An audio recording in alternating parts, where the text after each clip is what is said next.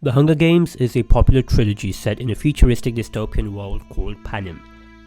The main character, Katniss Everdeen, volunteers herself as tribute for a gladiator-style battle royale before uncovering the dark secret of the state.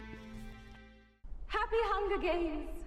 And may the odds be ever in your favor. Beyond the intricate world created by the author Suzanne Collins, there's a lot of real-life references to uncover from this show. So, let's dive in.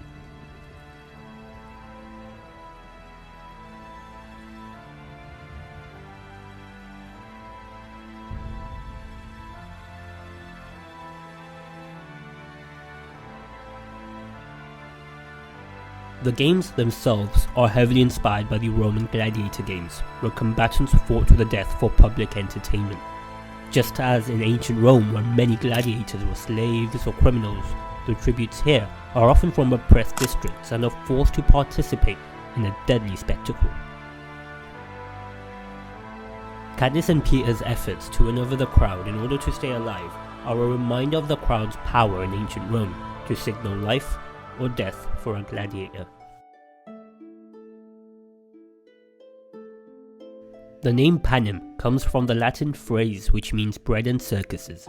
The phrase, coined by the Roman poet Juvenal, criticized the Roman public's focus on superficial entertainment and free food provided to distract them from the real issues.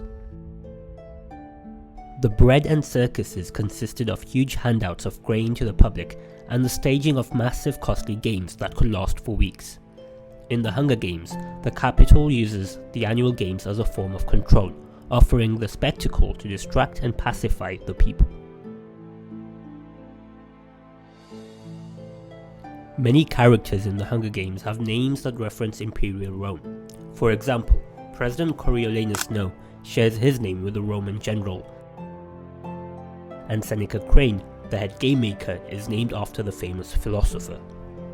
These names evoke themes of power, decadence and control associated with the Roman Empire. Panem's ruling city is named after the Roman capital, and its leading residents adopt Roman names, Roman furnishing and even Roman-style chariots for the Hunger Games parade. Making bets on tributes is a major form of entertainment in the capital and the district of Panem. In the Ballad of Songbirds and Snakes, it's revealed that Snow came up with the idea to bet on the games to bring more viewers to the annual event. Gambling was common for the Romans, and that meant wagering on chariot races, dice games, and gladiatorial combat.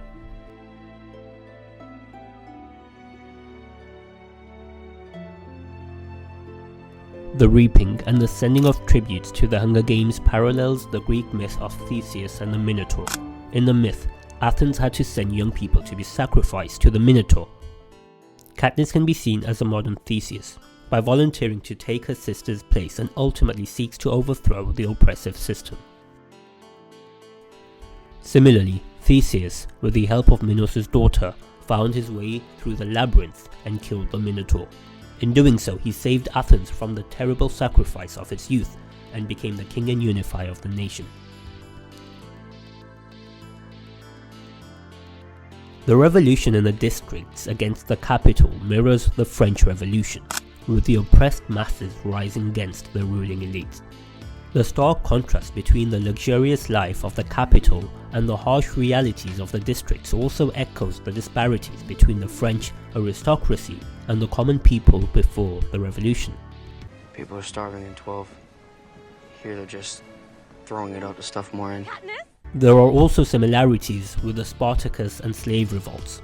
Spartacus was a gladiator who led a major slave uprising against the Roman Republic known as the Third Servile War. Katniss's role in leading a rebellion against the capital draws a direct parallel to Spartacus. Both figures start as unwilling participants in brutal spectacles and rise to become symbols of resistance against oppressive regimes.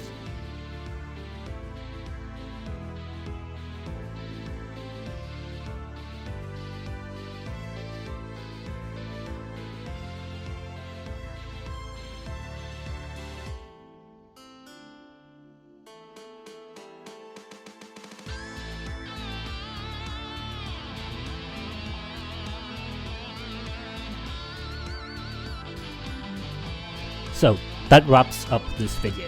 Comment below what references you noticed from the movies.